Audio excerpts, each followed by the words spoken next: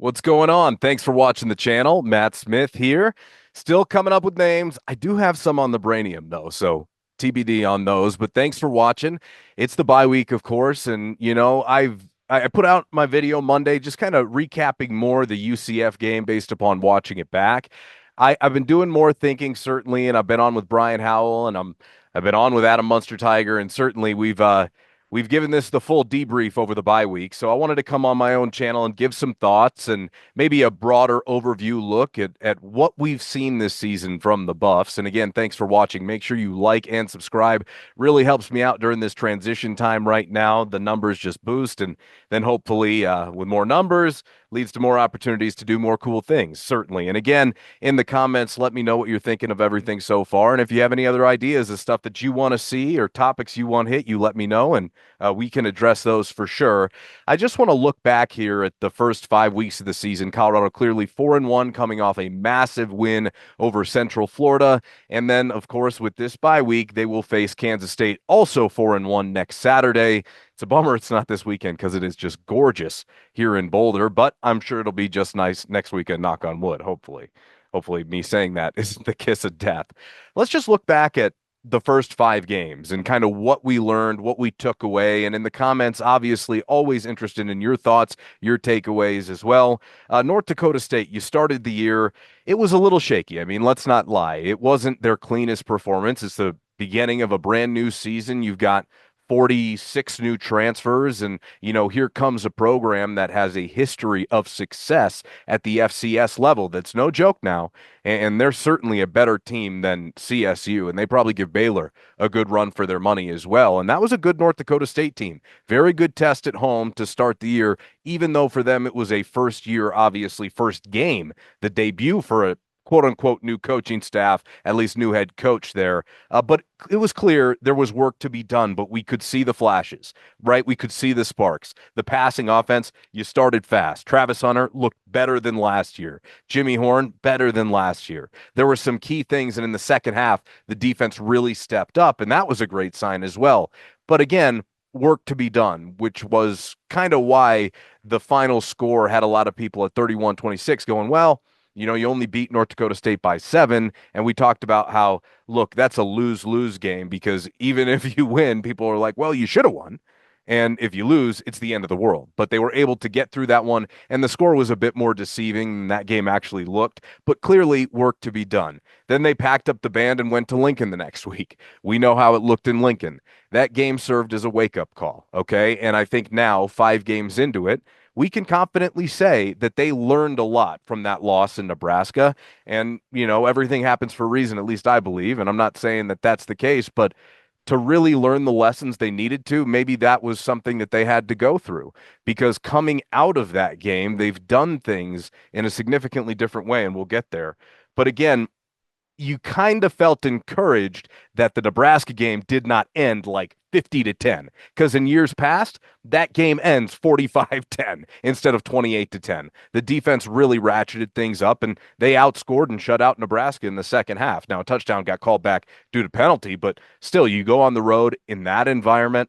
And now looking back on it, I think the environment really did play a lot into it because you go to CSU, you go to UCF, and you see some other road environments. I mean, they're not even comparable to what we saw in Lincoln. Lincoln was like a rock concert. Looking back on it, I don't like to give Nebraska props on too much, but you have to credit that athletic department because that was clearly, their Super Bowl. I mean, let's just call it what it was. They brought back the 94 national champion team. They blew that sucker out. It was quite the show and it was quite the environment. And it definitely had the Buffs rattled because quite frankly, you just don't see that type of energy in college football if you're not playing constantly in, some of the biggest stadiums in the world. And certainly, in the Big 12, that doesn't really exist to that degree, certainly not anymore. But again, big wake-up call. Things have to change. If you continue status quo, it's only going to get worse because there are some weaknesses that have carried over from last year. And I still understand that it's early. You don't want to overreact too much. Again, tough environment. However, there were some things that popped up in that game, like the running game, certainly some of the things they did formationally that indicated to me, certainly, and to the coaching staff, based upon how they've done things afterwards, that they needed to make some changes. And they did, certainly. And they have paid big time dividends over the last 3 weeks. Moving on to Colorado State, you never know what you're going to expect from that one. Although I had a really good feeling about this. Colorado State lost a lot of talent last year, and CSU is never like one of the more talented teams in the country, but sometimes they have a smattering of really solid talent and sometimes NFL talent, like they did last year, right? Dallin Hochler, their tight end, off to the NFL, but they had weapons. They had an arsenal offensively last year that they just don't now. And without Torrey Horton, they posed absolutely no threat. Colorado handled them. It probably should have been worse. They tried to make it worse at the end, but 28-9 is more than enough of a blowout on the road, certainly in a game that you had to have. They had to have that game. Because if they don't win that game, who knows what everything looks like? All I know is I would not have wanted to experience what that next week or so felt like after that. But again, back on track, and they started to do things differently. They started to rush the football, right? They ran for over 100 yards in that game. Massive step forward. Just the third time since Coach Prime had been here, right, in the year and a half, that they had eclipsed that margin. And that was a really big deal because it took pressure off Shedeur. It opened things up defensively, and they shredded CSU by and large for the most part after that first quarter. Then you move forward. And my biggest question, if you'll remember, if you've been watching, coming out of that Colorado State game was, what can we take from that? Okay. And it didn't take away anything from that win because it was an impressive win, an impressive way to get back on track. But that CSU team is no good. They're just no good. I had them penciled in for 7 wins to start the year. I think they're going to struggle to get to that, quite honestly. They're not a well coached team. And, clearly they got some knuckleheads on that football team. But again, the offensive line looks better in that game, but they don't really have a lot of talent. They were missing their best pass rusher. It's kind of one of those things where, what is going to translate when you kind of increase, the talent and the price of poker goes up. And we saw that the next week against Baylor. Baylor got a lot of pressure on Shedeur, a lot of pressure on Shedeur. That game was part of the reason why. And credit to Dave Aranda and his defensive, game planning and his approach and his attack. But that was part of the reason why, we were not exactly sure what to expect coming out of the Baylor game. And one of the things I said heading into the Baylor game is that in the next 2 weeks, meaning Baylor and Central Florida, we were going to learn a lot about this team. And in hindsight, what I really meant when I said that was we were going to learn if we could take them seriously or not. And I think we have our answer now where you better take them seriously. And yes, they are building and they're stacking and they're really making strides in the correct direction here. And some of this hard work is paying off because they're doing things differently. They've addressed their weaknesses. They're taking a whatever it takes mentality to change what they did that was stale and that was ineffective to support this football team and put these student athletes in the best position to succeed. And it hasn't been perfect. Nobody is, but it's getting significantly better and culminated last weekend in the most complete performance.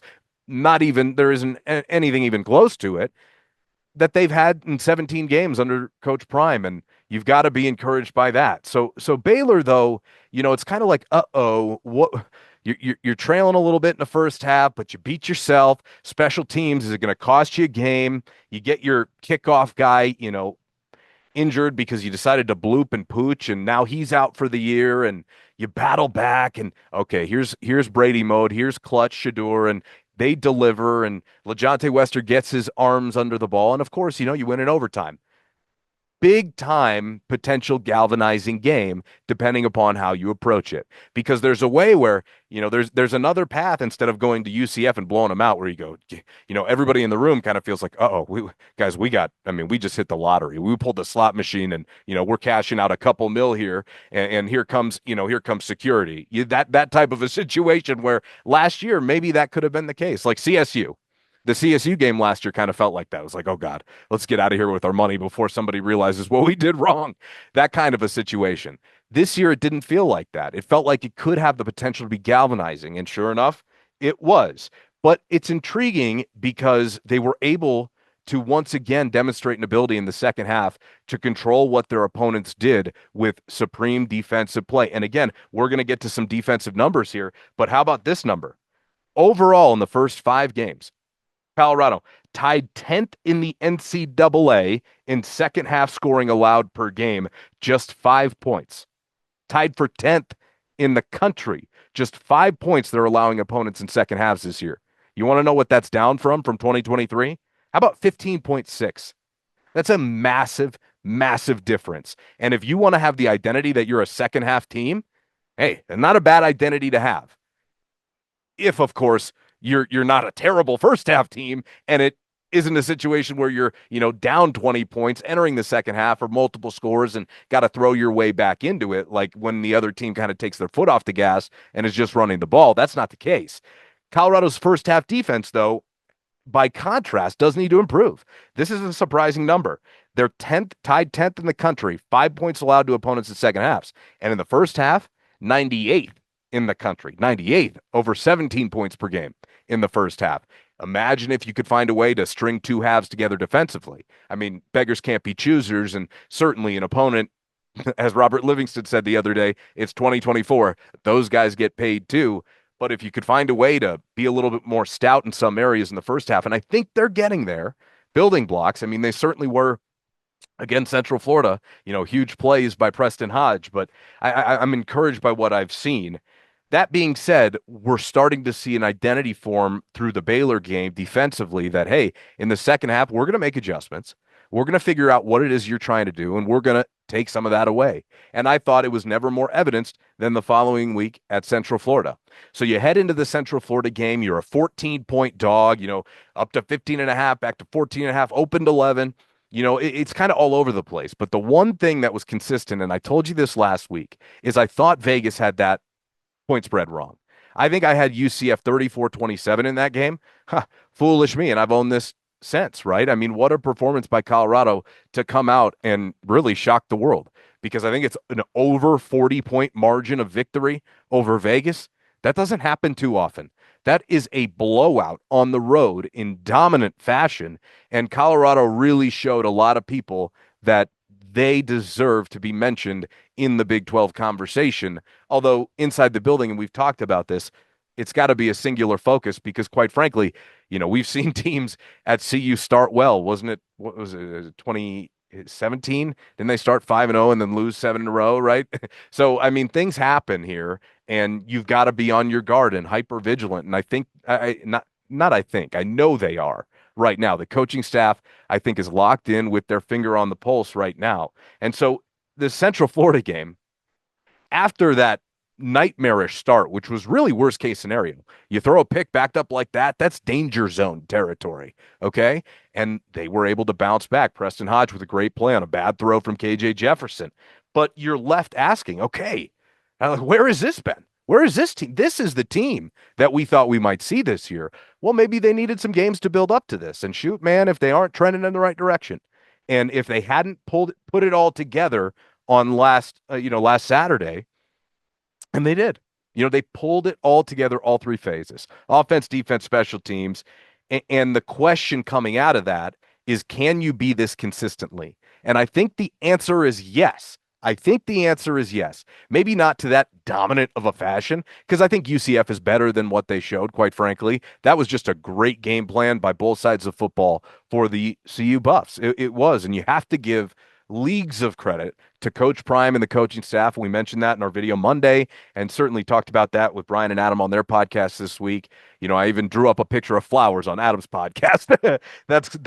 It's just, I've been impressed because when you're covering good people and they're putting in the work, but they're not getting the results they want, sometimes you have to have uncomfortable conversations. And it felt like after the Nebraska game, we could be headed down that road. But they totally rallied. There was a shift, an intensity shift. They talked about it in practice the next week, how they're really trying to dial up the live periods of practice, build a physical edge to this team. And guess what? Through 3 games so far, it has worked impressively. In the offseason, Coach Prime talked about priorities 1A and 1B being stopping the run and running the football. And so far, stopping the run, that's been significantly improved. And we'll get to defensive numbers, but rushing yards are down about 20 per game over last year. And look, I mean, if you can limit, and not to mention, 156 is still going to sound like a lot, and it is, quite frankly. But the fact of the matter is, you've dealt with nothing but rushing teams through 5 weeks. And CSU without Torrey Horton is a rushing team.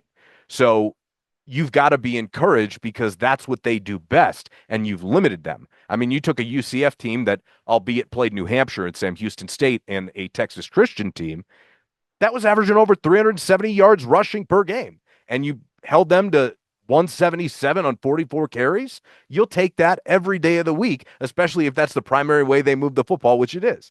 So I am encouraged because I think the stopping the run portion plays in to what we've seen defensively. At the beginning of the season, preseason, I told you I thought that their front seven, specifically their defensive line, could be the most improved unit on this team. And right now, it's probably between that and cornerback, between the most improved overall unit, because those corners, you got three NFL dudes there. And last year, they were just scrapping and clawing to find two, quite frankly. So you've got to be encouraged by what you've seen throughout the lineup. And then the addition of Nikai Hill-Green has really transformed the outlook of that linebacker position. Now, that being said, losing Trevor Woods and Jeremiah Brown throws a bit of a wrench into the equation, and we'll see how they deal with that. And hopefully it doesn't become too big of a storyline moving forward the rest of this season. But you do have to be encouraged rushing the football as well, because they've averaged over 109 yards on the ground in their last 3 games. And 2 of the last 3, they've been over 100. That is a really big deal. Last year, they went over 100 just twice. That's such a big deal. It changes everything. And Shador talked about it after the Central Florida game, that with the addition of the ground game, things have opened up for him. He can see what the defense is trying to do a little bit more accurately. It makes those defensive ends have to wait just an extra half a second, right? An extra moment before they know it's a pass so they can just pin their ears back and go get him. They're thinking about it now. They're preparing for the threat of the run. It was crucial they accomplished that, and you have to give them a lot of credit because you don't need them to be some dominant ground team where they're going to rush for 200 yards a game. But if you can give me 120 per, I think that number this year is a really good target goal for CU to find a way to be at the end of the year. Now, they had a couple of really tough ones at the beginning of the season, but if you want to start at the Colorado State game and move forward, if you can average the rest of that season out at about 120 per, I think CU is going to have a really good chance to win minimum 8 games, honestly. I think that's how significant rushing the football has been and needed to be, and now is turning out to be a benefit to that degree as well. Moving on here offensively. Offensive numbers are up. Offensive numbers are up. Points per game up 6.6 from last year, 28 to 34.6. Their third down percentage, that's up as well.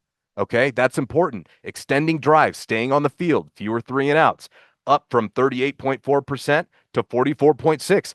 Hey, if you can be damn near 50% on third downs, you're going to have a very dynamic offense. And it's part of the reason they're averaging 34 points per game right now this season. And in the last 3 weeks, oh, by the way, averaging 38 points per game.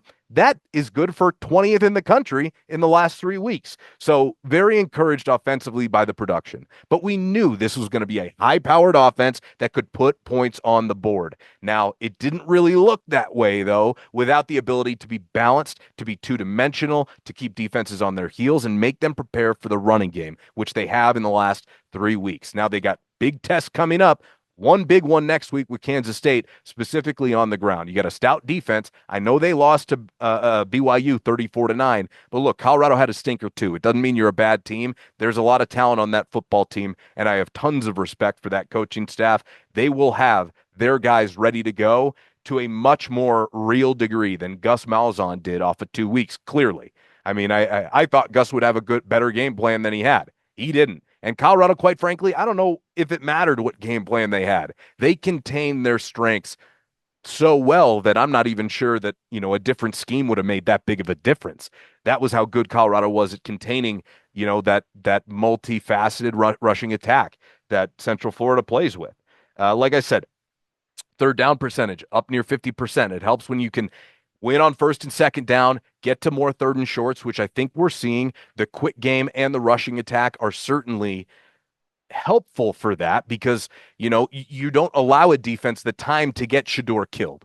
And Shador's got to do a better job, I think, especially early in games. And he acknowledged as much after the Central Florida game of getting the ball out of his hands quicker early until he understands what the defense is trying to throw at him and then begin to start to pick them apart, which you see typically most pro quarterbacks, elite quarterbacks, proceed that way. Let me see what they're doing. Let me see what wrinkles they're throwing at me. Okay, now I figured you out. Now let's play. And Shador was fantastic again against Central Florida, giving his guys chances to make plays. And when you have that receiving core, and by the way, I've been watching around the country, that is the best receiving core in the country. I mean, sure, Jeremiah Smith at Ohio State's outstanding. Sure, Ryan Williams at Alabama's dynamic as a 17-year-old. Are you kidding me?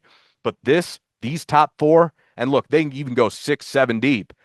But these top four specifically, I think will all have looks in the NFL, if not NFL careers.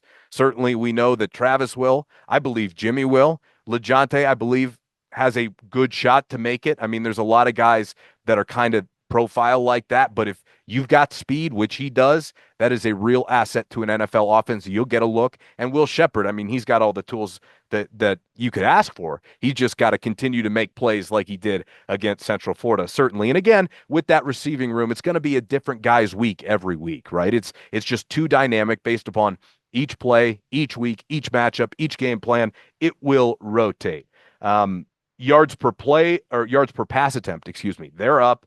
Passing yards a game, up about 32 passing yards per game from 294 to 326 with the improved offensive production, with staying on the field more, with quick game. You're able to score more points, extend more drives, and clearly with how efficient that they've been in the red zone, which they've been incredibly efficient. And Robert Livingston credited, at least defensively, Kevin Mathis, their DB's coach, the other day, as their red zone guru. And he's done a hell of a job here of late because I think in their opponent's last 11 red zone trips, they're only allowing 44.5% scores. I mean, that's pretty damn good. It's pretty damn good. Rushing yards because of the first few games against North Dakota State and Nebraska. Overall in the 5, they don't look great, but that's when we break them down to the shift in what they wanted to do offensively to attack their opponents, the addition of more pre-snap motion to put, to use Joe Klatt's word, defenses into conflict, right? So 109 yards, their last 3, 2 of the last 3, over 100 again. Like I said, if you can give me a 120 number, average from the CSU game all the way through the rest of the year, it's going to be tough. I think it's a really good goal to set for yourselves. And more than anything, it's kind of less about the production to a degree and more about the commitment and the stick-to-itiveness of that rushing attack because they rushed the ball. I think they ended up having like 29 carries. 2 of those were sacks, though, so you take 2 out. Hey, look, that's 27 carries to running backs. That's what I'm talking about. Or maybe it was 24 with a couple more to Shador, or 23. I'd have to go back and look specifically. The point is, it's not 15. It's not 13. It's not 17. It's 25 to 30. That's the range that they should hope to be in, depending upon how games play out. 25 to 30 carry. Doesn't have to be 30, but if you're doing it more efficiently, that number can come down. Although, when you stick to it, the better your offense is going to flow. And I think you have a 3-week sample size that proves that here definitively. Yards per game are up about 40 overall. Improved rushing attack, improved passing attack. Look at what happens there. Punting has been meh. Adam Mustertiger brought up a great point on his podcast. And if you haven't, go like and subscribe, buffstampede.com, their YouTube channel. Adam does a fantastic job. He's been covering CU for a long, long time. Good buddy of mine. We had a great chat. Make sure you go watch that one as well when you're done with this video here. But their touchback, and so Adam's point was, Mark Vassett's really good when he's kicking from like around midfield because he's good. He's a good accuracy punter, right? He can pin you, and I think he's been pretty consistent with his ability to do that, at least over the last year and a half. The problem is when you're kind of backed up around between like year 10 and year 30, he just doesn't have one of the biggest legs, and so I think his net punting has just been a little bit all over the map. It would be nice to see the back half of the year him kind of make it a little bit more consistent. I think net punting is down about 10 yards. Now, some of that is field position, sure, so I wouldn't read too much into it. The bigger number, though, and the bigger problem is the touchback percentage. And we talked about this last year. At the end of last year, it was such a glaring need that a 45% touchback percentage, which is obviously when you kick it through the end zone on kickoffs, 45%, not even half the time, that's brutal, especially when you play your home games at altitude. It has to improve. The fact that it has decreased to from 45% last year touchback percentage to 23% this year, that's like a 10 alarm fire. If nothing else, that proves that you failed in the offseason by getting a leg, and then you got Feely hurt with the stupid bloop kick. Sorry. Now you got to deal with that. And hopefully Stojanovic or Palazzo. I know Palazzo got a little dinged up last week. I was told maybe there was a little over kicking going on, but I'm not there behind the scenes. So I can imagine that kickoffs are a priority because your touchback percentage is at 23 freaking percent. That's ridiculous. That sucker should be like close to 60 or above. Okay, minimum. Minimum. It probably should be like 75%. Let's just call it what it is. I mean, for the love. Sorry, that one specifically gets me riled up because I feel like more attention needs to be paid there, or maybe like, hey, maybe we get a specialist in here. You can hire as many coaches you want. There's some good people out there that are kicking specialists. I think could help a lot here in this situation. So, not to mention, it's a part of the game that could cost you in a real way, and it almost did against Baylor. Like that almost cost them the game. And I don't even need to see the official rankings and numbers because 23%, it's got to be bottom 20 in the country, if not lower than that, guys. Okay. Now let's talk about the real bright spot here. Let's talk about the defense. Let's talk about the reason, really, why CU is 4-1. Because that's the truth. The reason this team is 4-1 and maybe not 3-2, okay, it is this defense that has stepped up and risen to the occasion this year. Passing yards are down by 50 per game, 277, damn near 223. I saw one other site that was a little lower than that. So I'm just kind of going in the average because I'm not breaking down these exact numbers, but I'm cross-referencing here. You're about down 50 plus yards per game passing. Well, there's a couple of reasons for that. More pressure on the quarterback. Okay. And not to mention, right, they've been in these games and against UCF, you had a lead. UCF just doesn't throw the ball a ton. Okay. And the other part of this is you haven't faced a dynamic passing attack yet.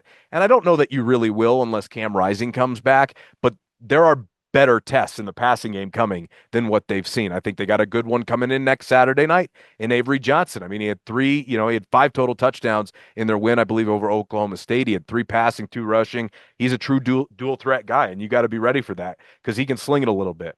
But the passing yards down by 50, rushing yards down by 20. You're getting teams off the field on third down on a more consistent rate, okay? And how about this number? Points per game last year allowed defensively, about 34. Points per game allowed defensively this year, 23. 23. You can hold your opponent to under 25 points per game in modern day college football. You should absolutely have a winning record. And if that number looks similar by the end of the year, we could be talking about a really, really special season in Boulder because I just don't think there are many teams left on this schedule unless, God forbid, and I'm knocking on every possible piece of wood I could find, Shador gets hurt, which, again, just to be sure. But it's that, or, you run into a team that just dominates you up front at the line of scrimmage, which I think there will probably, well, I know there are better tests coming, but I don't know if there's any Nebraska left. I don't know if any front is going to throw the type of games that Dave Aranda and Baylor threw at them. I don't know that, but I do know they're going to be better than UCF's front. And that offensive line, again, that's one of my questions out of last week. Okay, well, UCF's front isn't very good. They had 1 sack against 3 mediocre and 2 really bad teams, 1 mediocre and 2 really bad teams coming into that game. And you allowed 2, which is, fine for you, I guess. But the point is that, look, price of poker goes up there as well with the pass rush. I mean, let's just call it what it is. But again, you're only allowing opponents 23 points per game. Man, Robert Livingston, tip of the cap. Good, sir. Damian Lewis, Warren Sapp, Vincent Dancy, Andre Hart, linebackers coach, Kevin Mathis. I apologize if I'm missing anybody. All those gentlemen doing a really good job this year because I would easily make the argument that every single one of those position groups has improved. Easily make that argument. I don't even think it's debatable, if I'm being honest with you. We talked about how in the last 3 games, CU scoring offense is averaging 20 points, or excuse me, is averaging 38 points, good for 20th in the country. Scoring offense, last 3 games, 38 points per game, good for 20th in the country. Defensively, here's some numbers for you. How about this one? Okay, and I think this is important to bring up as well. Last three games, only allowing 20 points, down from 23. That's good for 36 in the country. So in the last three games, you got the 20th ranked scoring offense and the 36th ranked scoring defense. That's a team that's trending towards top 25, my friends. And you beat Kansas State. They received one AP vote in the polls. And not that rankings really matter, because they really don't matter for anybody but fans. Fans would love that. It's great recognition. And yeah, for recruiting, but I'm talking about like for as far as what actually transpires on the field, rankings don't really do much for you, or anything for that matter. It's all about the wins and the losses. But it's indicative of a team that's playing really well right now. That's playing certainly. I mean, compared to last year, significantly improved in the last three games, and you can use the first two as good lessons along the way.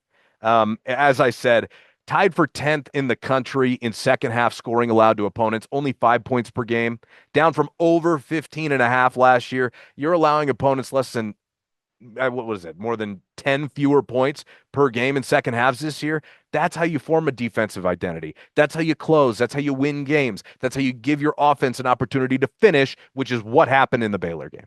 It's what happened in the Baylor game.